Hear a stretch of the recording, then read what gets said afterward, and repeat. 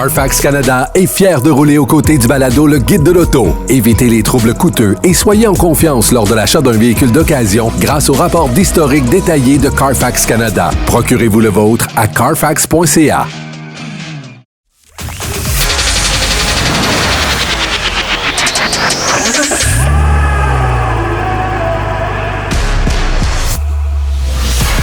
Actualité automobile. Faites le plein. Un parcours bien contrôlé. C'est le Guide de l'auto. La référence depuis 1967.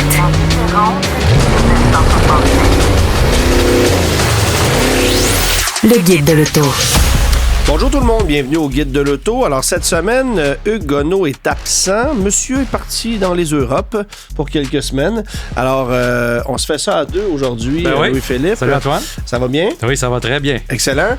Tu vas nous parler en fin d'émission du Volvo EX90 tout électrique qu'on attendait depuis longtemps. Tu as eu la chance d'aller le conduire. En effet. On va parler de Porsche également, qui est un constructeur qui prend sa place de plus en plus. Hein.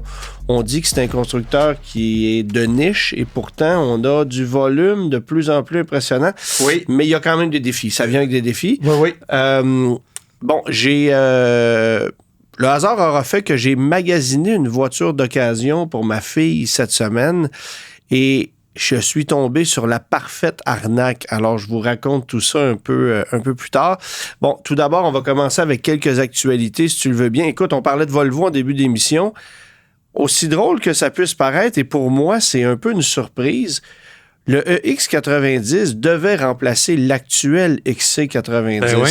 Ouais. Alors, on laissait tomber chez Volvo les moteurs à combustion pour passer au tout électrique. Et au miracle, ben là, on vient de dévoiler l'édition 2025 partiellement redessiné du vieux XC90 qui demeure pour 2025 et probablement 26 aussi, essentiellement. On le voit à l'écran présentement, ceux qui nous écoutent à la télé. Le faciès est réussi, là, certainement, mais on voit que c'est encore le vieux modèle qui a été lancé en 2015. Là. Ben écoute, c'est comme on en parle à chaque émission, les plans de 2030 d'un constructeur de plus, Volvo, vont changer, puis on décide de reporter nos plans d'électrification complète. Puis le XC90, c'est un véhicule qui est populaire chez Volvo, ça vend. Pourquoi le sortir? C'était juste dans le cadre de l'annonce du remplacement par le EX90. Mais le moule est payé. Le moteur, ces moteurs-là, on les a depuis... Le moteur à essence, c'est le B6. Un B6 qui n'est plus dans le XC60 ni dans la V60 S60, qui est seulement dans le XC90. Un moteur qui est turbocompressé et surcompressé, qui est là depuis... que Geely a ramassé Volvo. Là, qui est là essentiellement depuis 2014, 15. Exactement. Ouais. Donc, le modèle, oui, on rajoute de la technologie. On va parler de technologie tantôt durant mon essai du EX90, mais essentiellement, c'est un véhicule qui est payé, puis qui est populaire, puis que Volvo a tout intérêt à garder s'il fait comme tous les autres constructeurs et reporter les plans d'électrification. Ouais. Bon, mais en même temps, ça demeure un très vieux véhicule. Là. Oui. Pour Volvo, c'est un véhicule qui a plus de 10 ans. L'intérêt de conserver ça sur le marché, c'est vraiment dans le but de ne pas perdre cette clientèle qui ne veut plus faire le passage à l'électrification. Et ce qui est drôle, c'est que Volvo est un constructeur qui, il y a quelques années, avait choisi de dire... C'était le premier qui avait dit, nous, en 2020... chaque modèle qu'on aura une version électrifiée. Ouais. On avait même momentanément dit qu'en 2020, on serait tout électrique partout. On s'est rétracté, puis on est revenu en disant chaque modèle qu'on a va avoir une version électrifiée. Ce qui a été fait dans la mesure où il y avait des versions hybrides, là, mais on pèle par en avant. Là. C'est ça qui arrive là, en ce moment. Là. Ben oui, c'est ça qui arrive. Puis chez Volvo, on a des comptes à rente également. Les véhicules électriques, il faut les livrer avec le X90. Ouais. On va en parler tantôt. Mais il y a des comptes à rente, il faut rentrer des chiffres. Les gens achètent toujours ces véhicules-là, même si c'est un véhicule qui est à petit volume. Mais on a fait certaines modifications. On garde ces motorisations-là. J'ai parlé de la B6 B6 tantôt. Ça, il n'y a pas de renouveau technologique. Non, la T8, qui est une motorisation basée sur la B6, qui est aussi gardée avec 53 km d'autonomie tout électrique. On parle des mêmes données de performance. On dit qu'on a ajouté de l'insonorisation dans l'habitacle, qui était déjà un habitacle qui était quand même bien insonorisé chez Volvo. On les reconnaît pour ça. Puis une refonte extérieure légère, une suspension qui est ajustable maintenant là, en hauteur, etc. Mais essentiellement... Une affaire de plus qui va briser. Oui, puis on va en parler tantôt des gadgets qui peuvent briser. Ouais, il y en a quelques-uns. Il y en a beaucoup, ouais. Bon, autre dévoilement cette semaine, c'est... et moi, ça m'a un peu fasciné. On arrive avec une Ioniq 5 XRT. On sait que XRT, c'est la nouvelle, je ne veux pas dire la nouvelle division, mais la nomenclature utilisée pour parler des modèles qui sont un peu plus aventuriers chez Hyundai. Ouais. Si on regarde, par exemple, un Santa Fe, bien, la version XRT cible des Pathfinder Rock Creek, des Explorer Timberline, ce genre de produits-là. Ouais. Alors, Ioniq 5 XRT, c'est pas un modèle de performance. Non. Alors, on va même perdre un peu en autonomie par rapport à la version à 4 roues motrices traditionnelle de par le fait qu'on a des pneus plus agressifs, qu'on est moins aérodynamique encore. En observant cette version-là, on a eu la confirmation qu'on avait... un essuie-glace. Oui, monsieur. Mais je trouve ça intéressant qu'Hyundai continue de mettre énormément d'emphase sur l'Ioniq 5, multiplie les versions, les propositions, alors que les cours sont pleines. Là, et je veux dire, je sais que c'est un peu curieux d'entendre ça aujourd'hui, alors qu'à pareille date, l'année passée, on se battait aux portes pour en acheter plus cher qu'au PDSF, par exemple. Vous voyez l'XRT à l'écran présentement. Mais le vent a tourné et aujourd'hui, c'est le modèle le plus facile à obtenir chez Hyundai. Là. Ça n'a pas toujours été.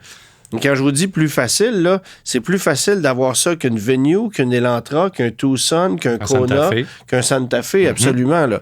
Alors, il y a de l'inventaire, c'est incroyable.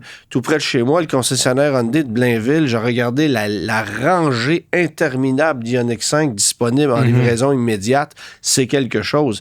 Alors là, si les 2025 débarquent rapidement avec cette version XRT, est-ce qu'on va pas inonder le marché? Comment on va s'y prendre? J'ai très hâte de voir la stratégie d'Hyundai à ce niveau-là. On devrait avoir des réponses d'ici peu, mais Hyundai doit suivre un peu la vague. Hein? Le Mach-E, par exemple, avec le Mach-E Rally, qu'on déguise un peu les véhicules, puis on va, je pense, en amont pour créer une demande, puis à rajouter des véhicules qui sont un petit peu plus chers quand que ces cours-là vont être vidés. Moi, si j'étais Hyundai, je ne me baserai pas sur ce qui s'est passé avec le Mach-E pour projeter dans le futur. Pas sûr que c'est une bonne idée. Jusqu'à maintenant, là, je te dis ça comme ça.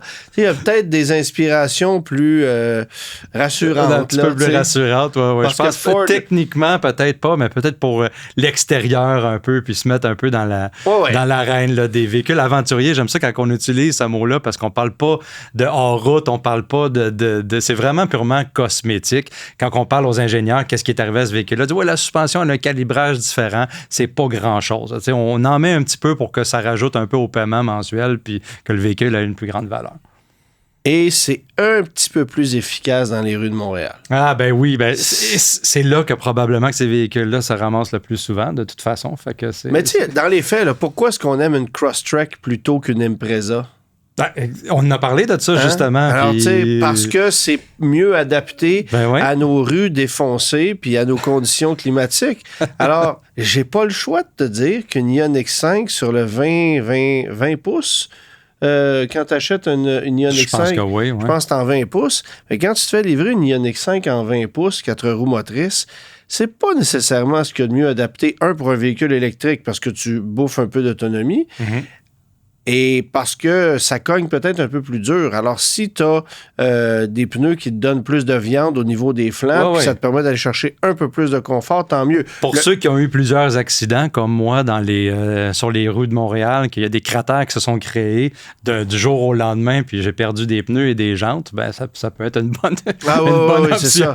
Oui, absolument. Mais dans ce contexte-là, parce qu'on met des pneus plus agressifs, ben l'autonomie en prend un peu pour son rhume.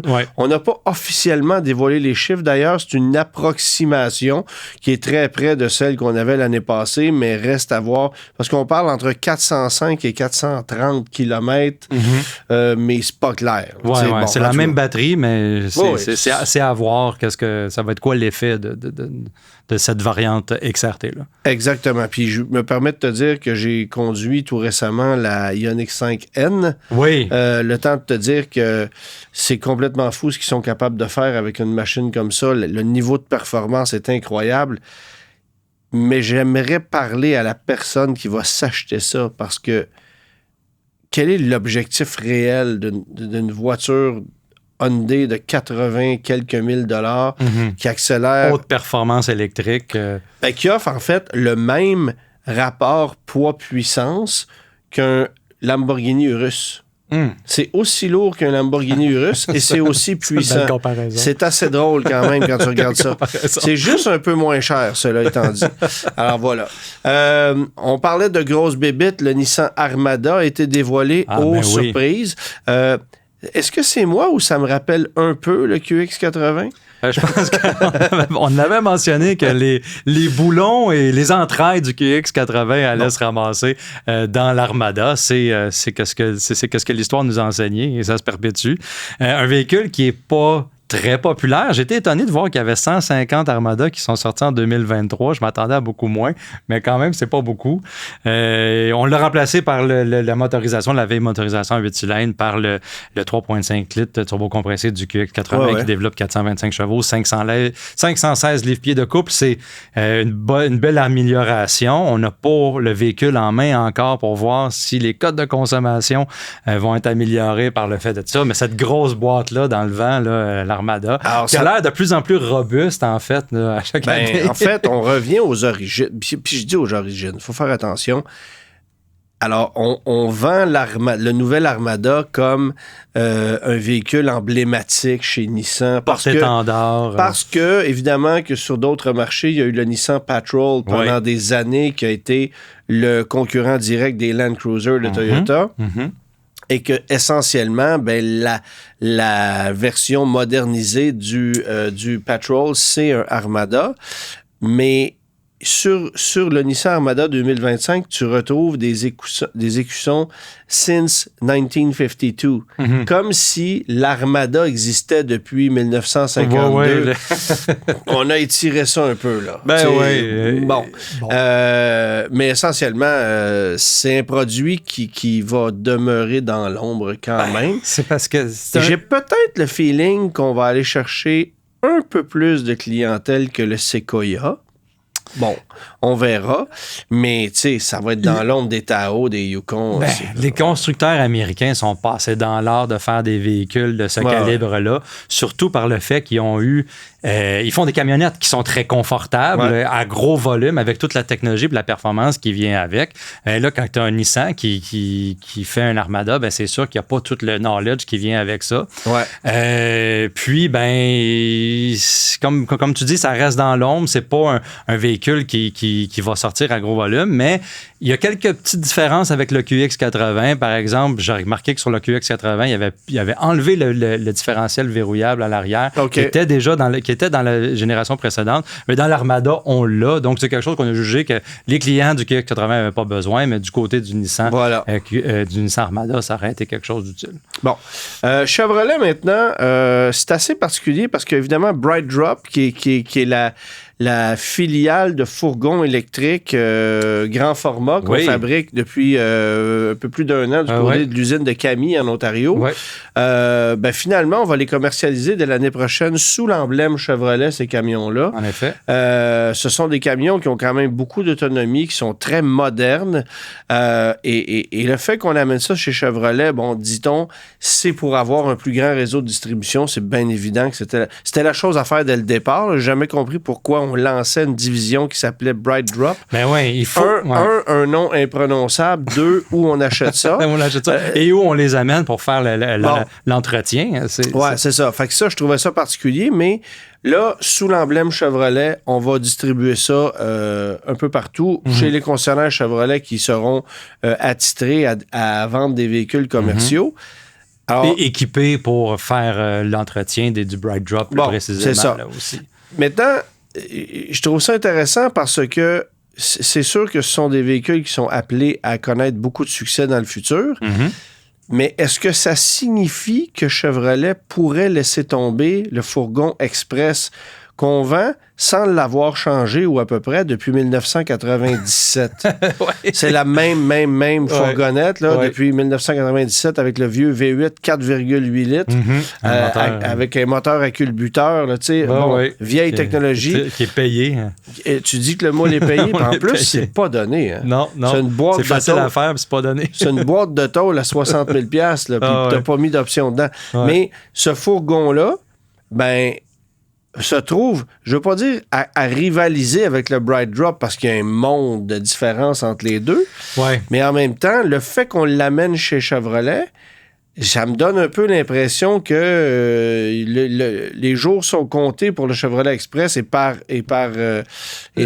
ricochet, le GMC Savannah. Le Bright Drop a des avantages sur la compétition. Avec jusqu'à 437 km d'autonomie, c'est plus que les autres constructeurs qui tentent de le rivaliser, comme avec le Transit, par exemple, le ProMaster électrique, le Sprinter, etc., qui n'ont pas nécessairement la plateforme Ultium qu'on essaye de mettre à l'échelle là, du côté de Bright Drop. Puis que cette plateforme-là, on veut la passer, elle est très performante, elle est capable de fournir de l'autonomie. Fait que je trouve qu'il y a quand même quelque chose d'intéressant versus quand on regarde, par exemple, du côté du Sprinter, etc., c'est bon, qui c'est qui achète ça avec ce niveau d'autonomie-là? Ou il y a juste des roues motrices arrière ou quelque chose comme ça. Donc, avec la plateforme Ultium, je trouve qu'il y a quand même quelque chose d'intéressant dans le Bright Drop. Là, comment que le marché commercial va absorber ou va accepter ce produit-là, là, ça va passer par le réseau de Chevrolet, le réseau de concessionnaires, pour être capable de subvenir aux besoins des entretiens, puis etc. Je pense que le positionnement est bon, mais est-ce que ça va être capable de remplacer justement la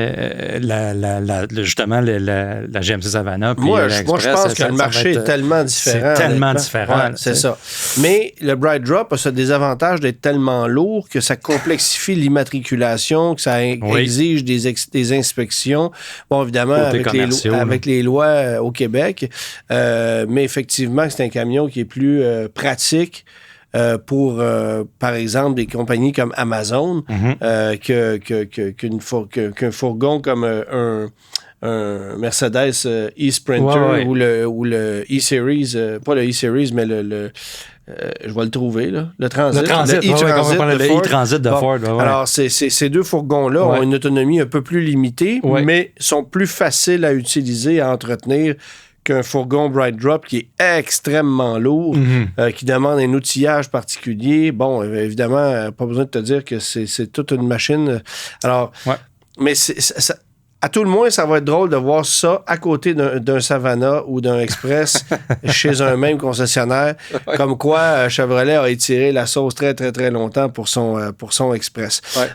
Je veux parler rapidement de Rouleau suivant parce que, bon, vous connaissez l'émission et ceux qui ne la connaissent pas, je vous invite à aller l'écouter ce week-end, samedi, 11h30.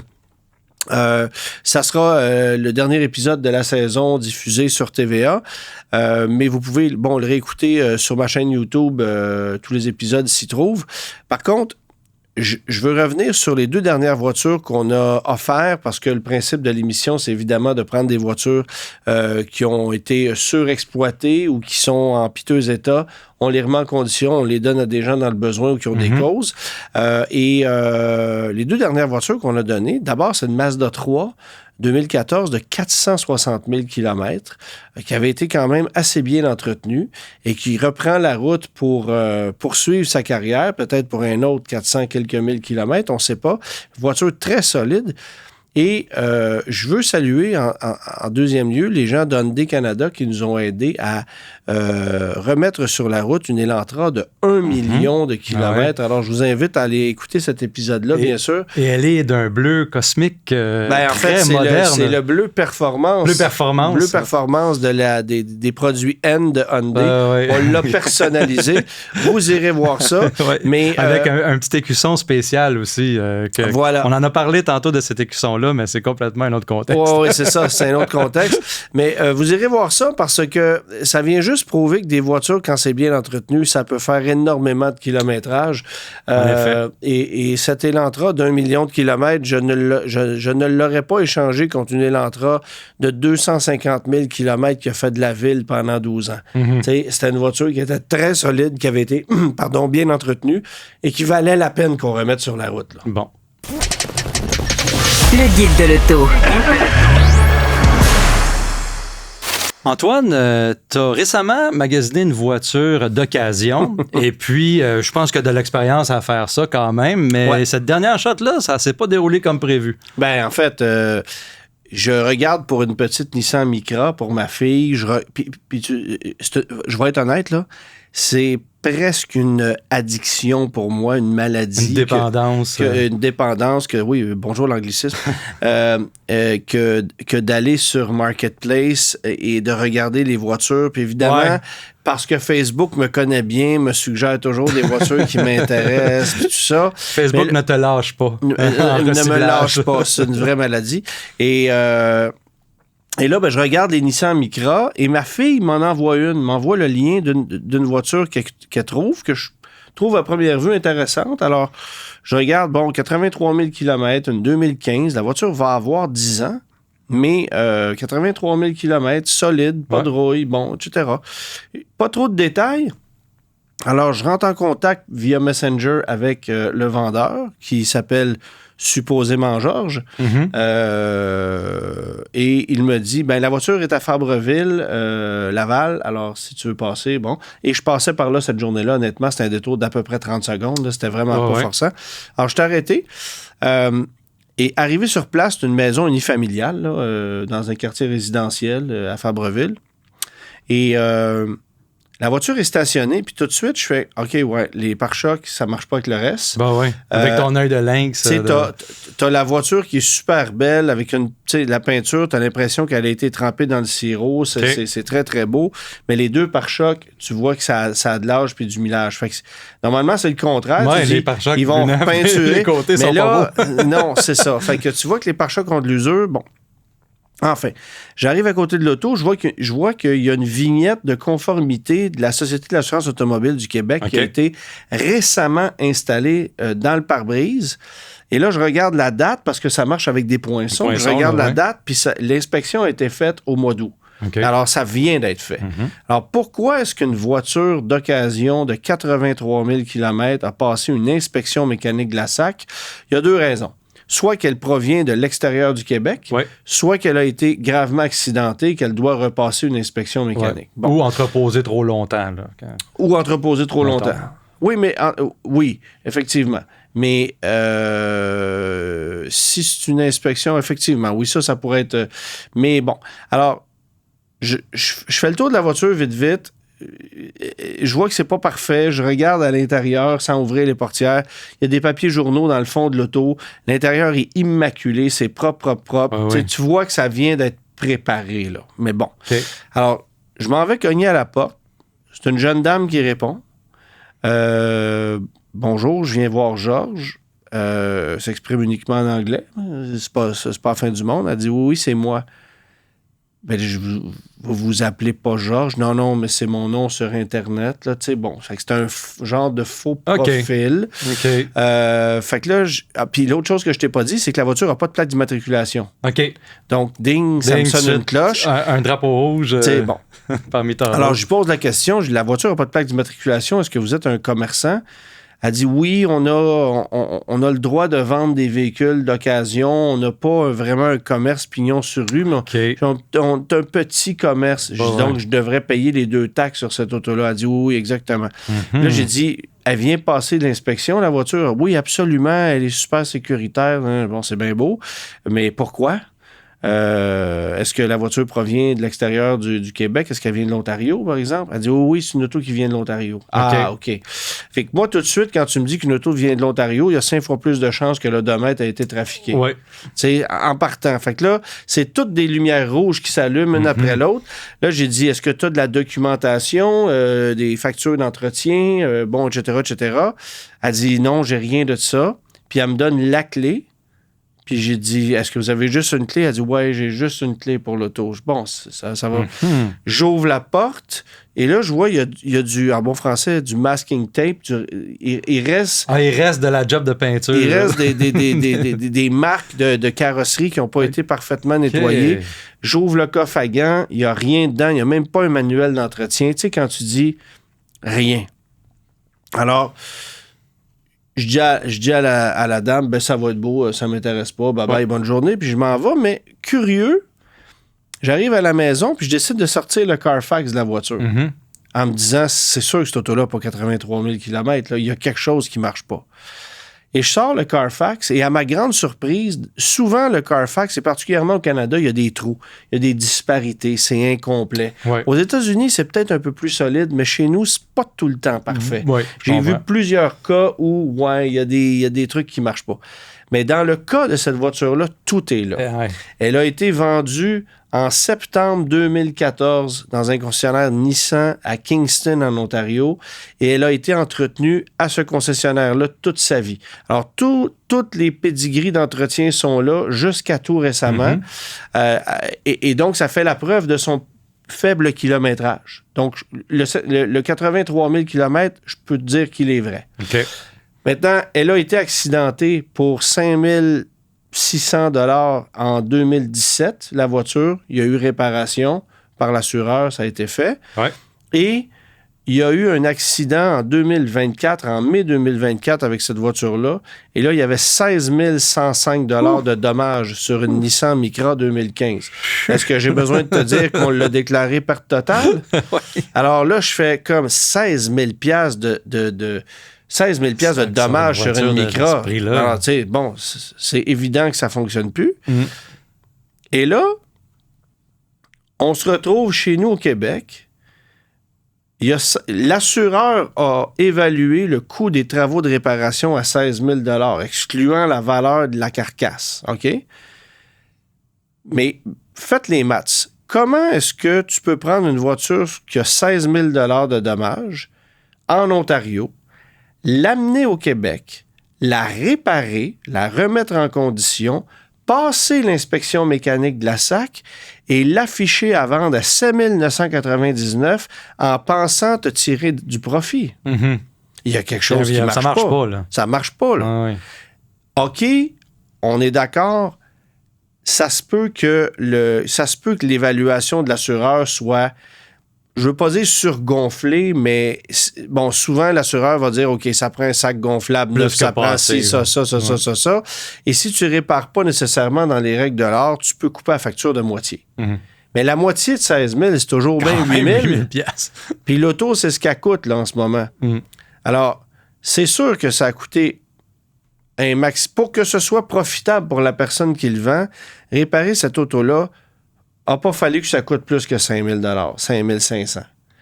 Et je m'explique difficilement comment tu peux réparer une auto qui a 16 000 $ de dommages avec 5 000, 5 500, en excluant l'achat de la carcasse, parce que la carcasse valait quand même quelques centaines de dollars à la scrap. Oui.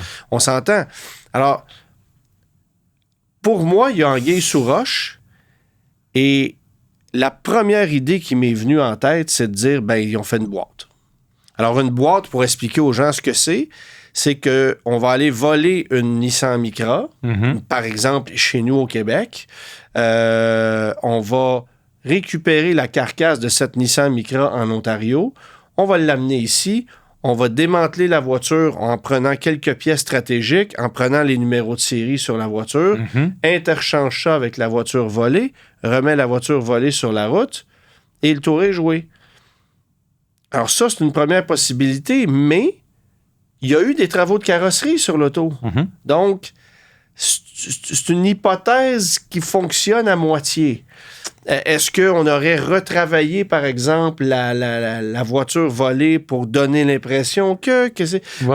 Mais pourquoi cette voiture-là a 2 pare-chocs usagés, abîmés? C'est un Frankenstein, là. C'est un Frankenstein, mais c'est devenu une voiture Frankenstein parce que jusqu'au mois de mai, c'était une voiture qui avait appartenu à une seule personne, qui avait été entretenue au même concessionnaire Nissan. Sauf qu'à 16 000 $ de dommages, ça s'en va à la casse, là. Et là, je consulte l'annonce en question un peu plus étroitement sur Marketplace et ça dit que la voiture a eu aucun sinistre, n'a jamais été accidentée. Ah. Alors ça, c'est assez fascinant. Je n'ai malheureusement pas vu la copie des enregistrements pour voir si c'était écrit « véhicule reconstruit » sur l'enregistrement. Alors ça, je ne le sais pas. Mais chose certaine, c'est que on appelle ça un faux particulier, là, c'est-à-dire quelqu'un d'assez malhonnête qui contourne les règles. C'est ça. C'est un détaillant à la maison, là, carrément. Ben, c'est un détaillant à la maison. Alors là, j'ai décidé de fouiller un peu plus. OK? Ce que j'ai fait, c'est que je suis allé voir le profil du vendeur sur Marketplace. Tu peux voir ce qui a été vendu dans le passé. Ouais. Et il avait vendu, disons, une quinzaine d'autres véhicules. Puis la plupart, il y avait beaucoup de véhicules accidentés, réparés là-dedans. Bon. Et tu vois dans les photos qu'il y a certains de ces véhicules-là qui se retrouvaient chez un atelier de carrosserie de Laval, sur bâtisse sur laquelle il y a une petite affiche d'un commerçant de véhicules d'occasion, mais c'est tout petit, là. OK. Tu sais, c'est juste pour dire qu'on a mis une pancarte pour être légal, mais il y a... Et là, ça me lève un flag et je décide d'aller fouiller un peu plus, de prendre le nom de ce petit commerce-là. En m'en allant sur c'était pas un site web, mais c'était un genre de petit site web pour ce marchand de véhicules d'occasion-là. Ben, le contact à téléphoner s'appelle Georges. Alors là, je fais 1+1 et je comprends que Georges, c'est la demoiselle en question, puis qu'elle s'occupe de flipper des véhicules qu'on répare. Qui ont été rapiécés. Mais comment est-ce que tu réussis à faire passer ces véhicules-là à l'inspection de la SAC? Ça, c'est la grande question. Parce que c'est évident que c'est pas réparé dans les règles de l'art. Non. Je vais te donner un exemple, là. Le seul fait de pouvoir mettre des sacs gonflables dans une voiture qui a été gravement accidentée, de remettre ça sur la route au Québec, ça coûte plusieurs milliers de dollars par sac gonflable, parce que ça vient avec le sac qui doit être homologué, qui doit être accompagné d'un numéro de série. Ça vient avec le détonateur, la ceinture de sécurité, les capteurs de pare-choc.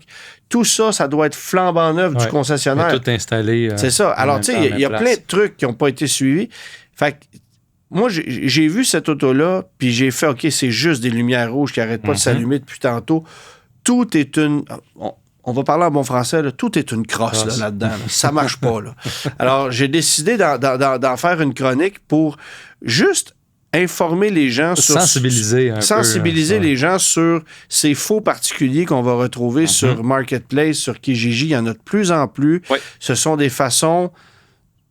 C'est même pas illégal c'est malhonnête. C'est malhonnête, mais c'est ça. Fait que là, puis là, cette voiture-là avait pas vu son odomètre trafiqué, mais ça aurait pu être très facile, là, tu sais.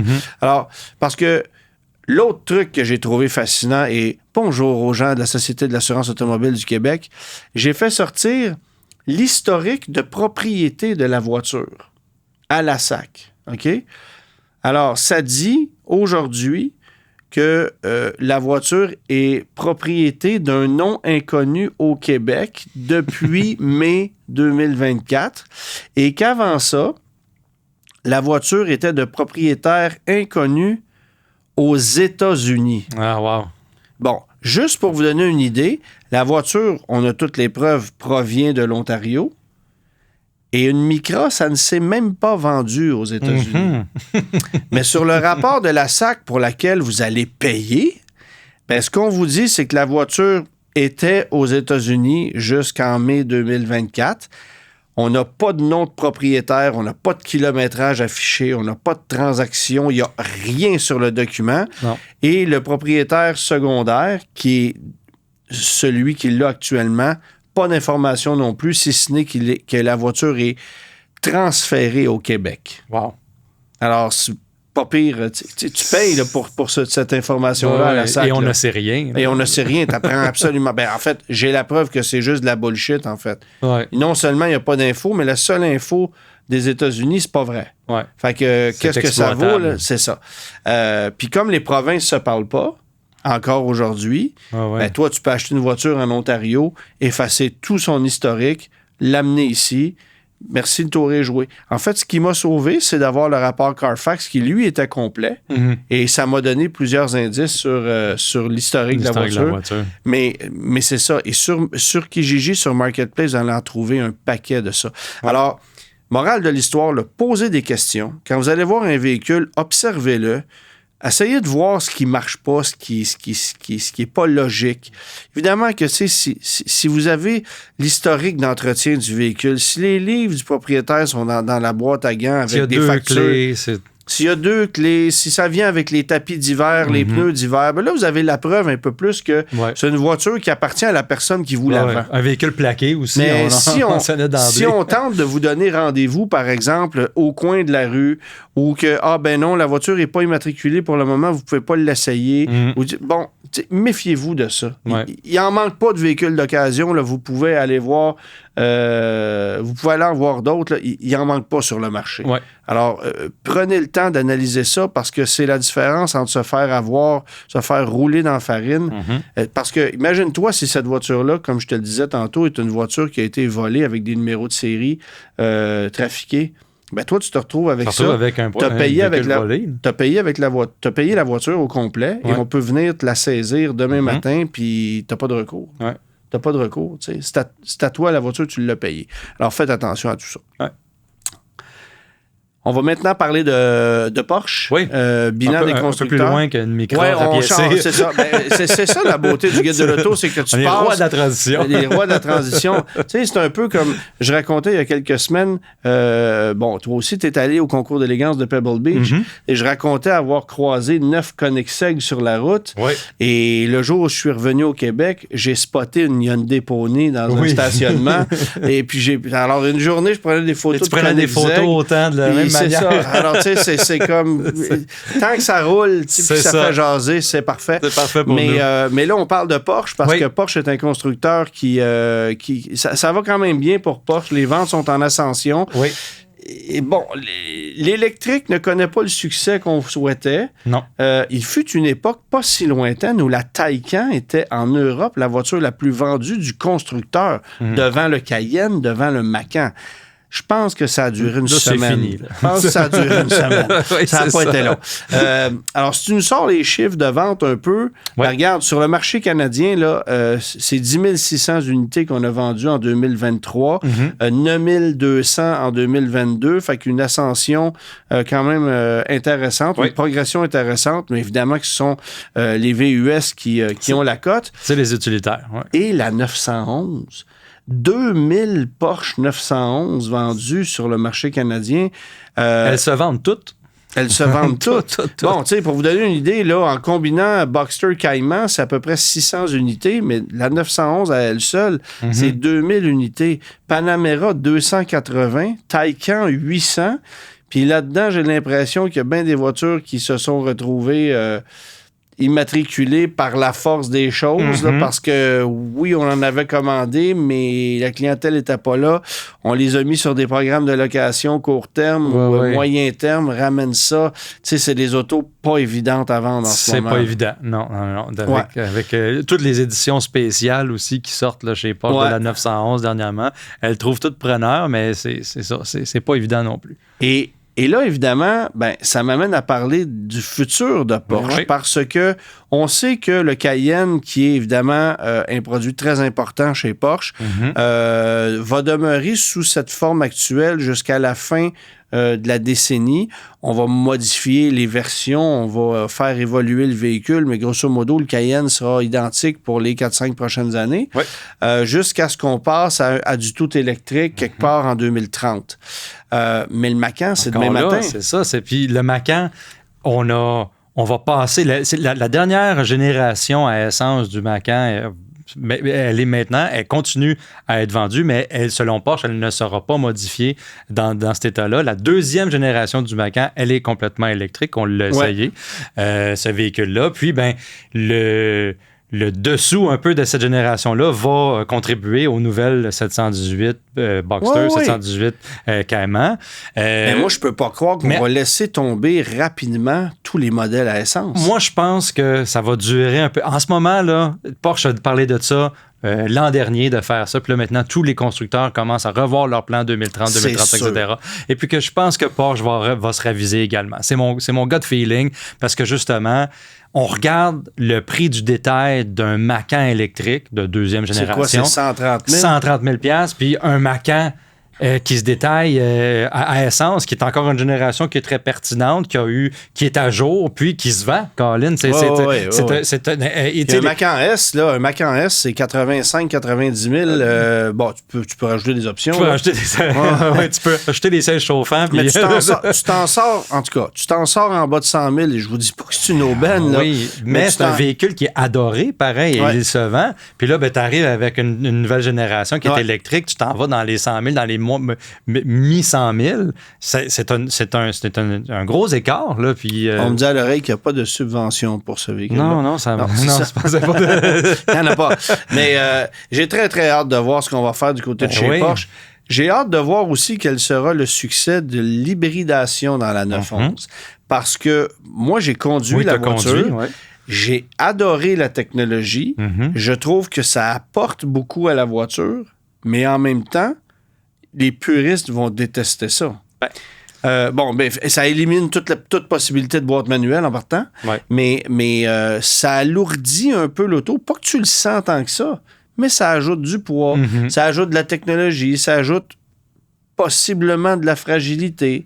On en parle tout le temps dans les émissions, c'est la diversification. On parle, il faut développer l'électrique, l'hybride, il faut devenir bon si on a besoin. On garde les véhicules à essence à combustion. Tu regardes dans le Cayenne, par exemple, le Cayenne GTS revient avec le V8. Puis on s'y attendait pas, mais les ingénieurs, j'ai eu l'occasion de parler aux ingénieurs de ce moteur-là, puis ils me disent, c'est la chose la plus logique à faire. On l'a changé techniquement à quelques égards, mais on trouve que la consommation du Cayenne demeure très raisonnable avec le V8 dans la façon auquel on l'a calibré de cette manière-là. Si on met un 6-cylindres biturbo, par exemple, tu l'overboost pour donner, par exemple, le calibre de performance qu'on recherche dans l'emblème GTS.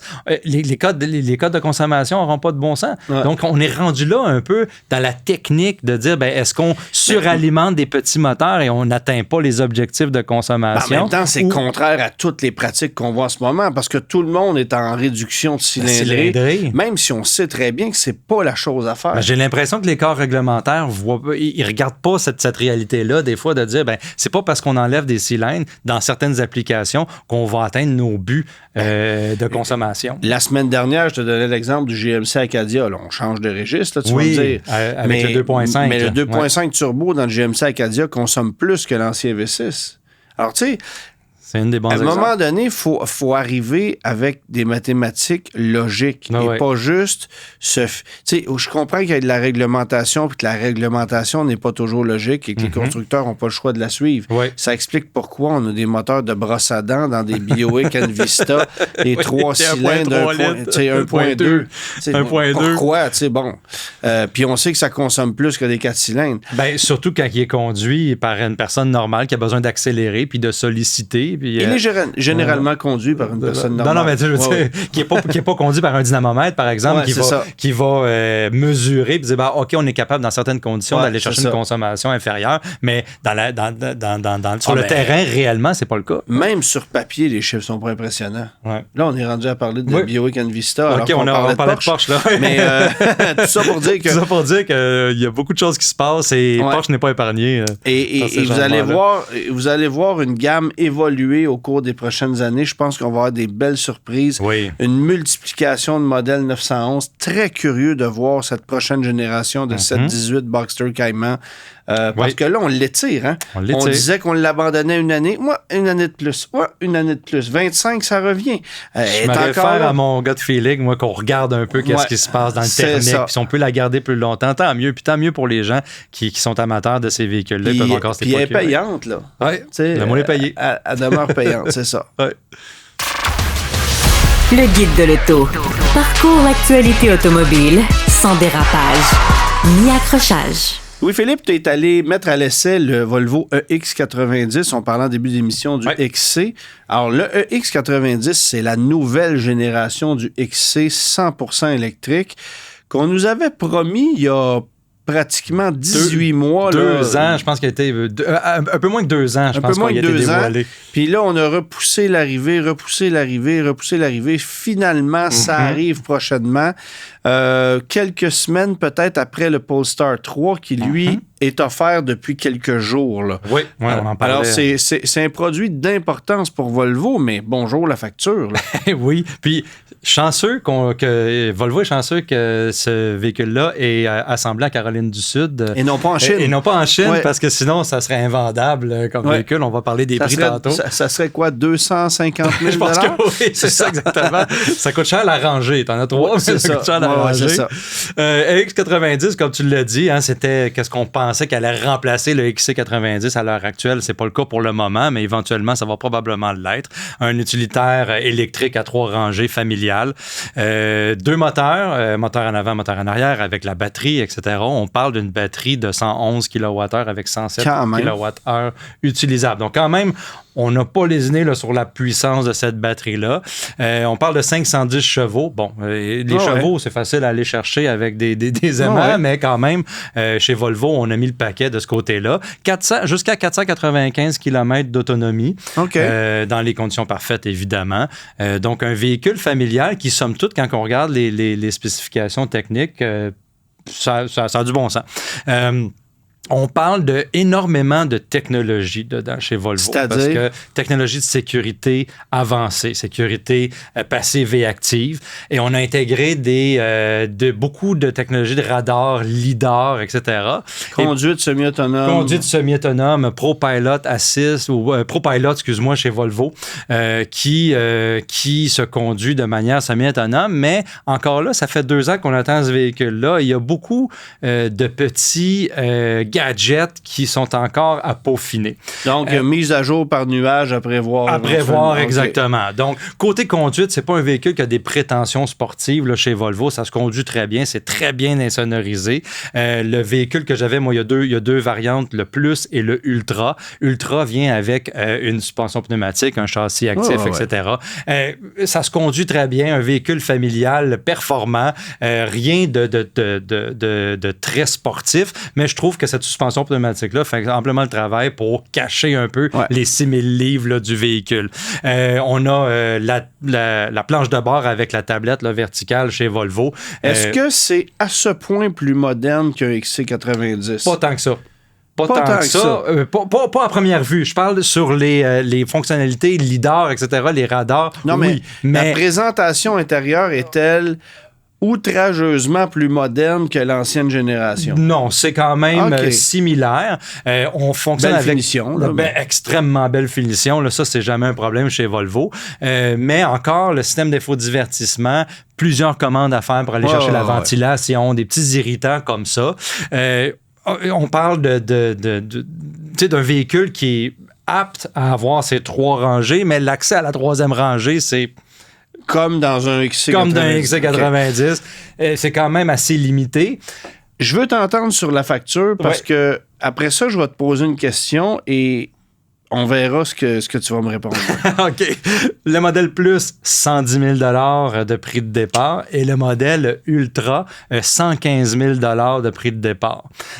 Donc, j'attends ta question. Et là tu ajoutes des groupes d'options. Tu ajoutes certains groupes d'options, etc. Donc, c'est des prix de départ. Alors, disons que tu prends ton Volvo de base à 110 000 $ qui a 480 km d'autonomie.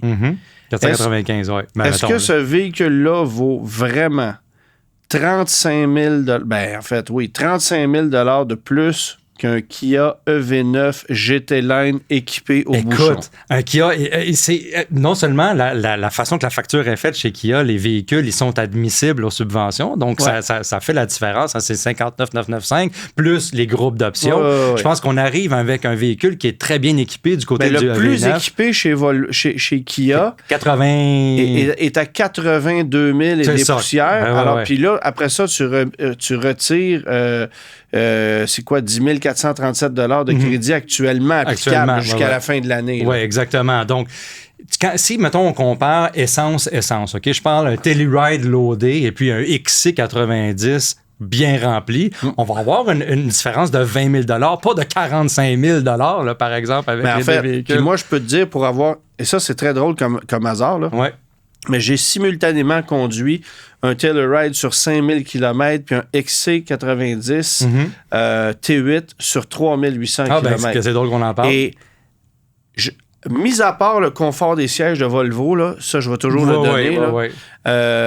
J'ai pas le choix d'admettre que je préfère conduire un Telluride. Mais écoute, puis on compare Kia avec Volvo, puis des fois, on peut dire que c'est boiteux, etc., mais c'est des bons produits. Telluride, un V9, c'est des bons produits. C'est sûr que le Telluride a une conception plus moderne, mais je veux dire, le Telluride, c'est un véhicule qui consommait pas. Le Volvo forçait tout le temps, consommait davantage, sauf la petite portion électrique, mais encore faut-il que tu sois capable de te recharger tout le temps.